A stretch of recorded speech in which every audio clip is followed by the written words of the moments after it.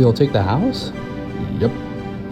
Alright, sign this contract and we'll be on our way. So I have to sign a useless piece of paper for a place I'm living in? I'll pass. First off, this, my friend, is a contract. Second, how did you graduate and get a job without knowing? Just follow me. Alright, man. A contract is a written or spoken agreement, especially one concerning employment, sales, or tenancy that's intended to be enforced by the law. I don't get it. So, let's say you want to construct a building. They let you, and you fail. They try to sue you, but due to you not knowing the rules or even agreeing, they'll fail.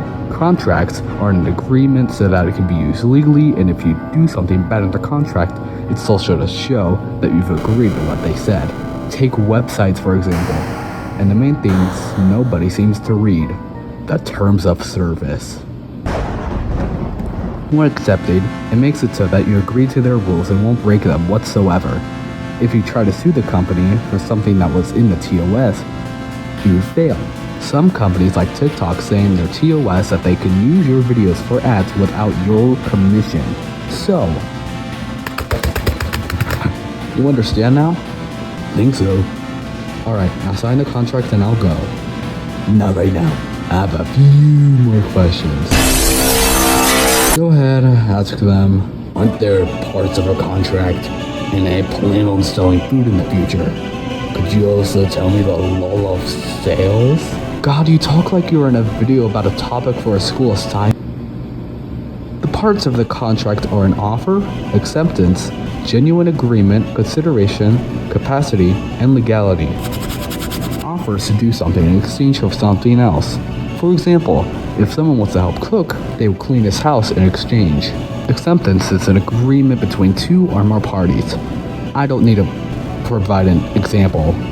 It's just them agreeing. Genuine agreement is when consent is not clouded by fraud, misrepresentation, duress, undue influence, or mistake.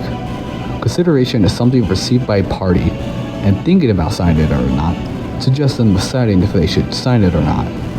Capacity is a person's authority under law to engage in a particular undertaking or obtain a particular status.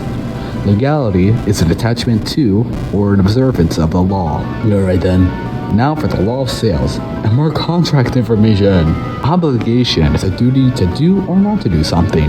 Offeror is the one who's making an offer. Offeree is the one who receives the offer. Counteroffer is a rejection of the first version of the contract and changing it in some way. Breach of contract is when a party breaks the rule in the contract, so just not following it.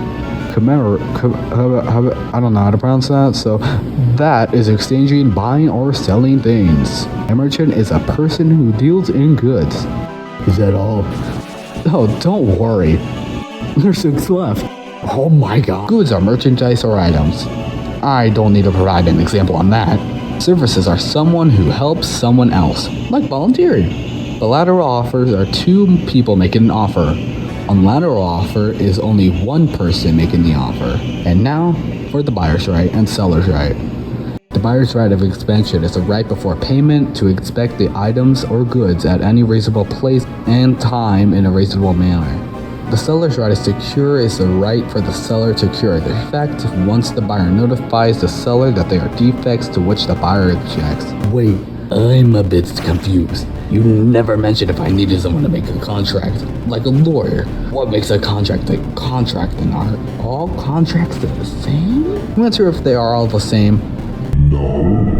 Not all agreements are contracts, and you can make a contract without a lawyer.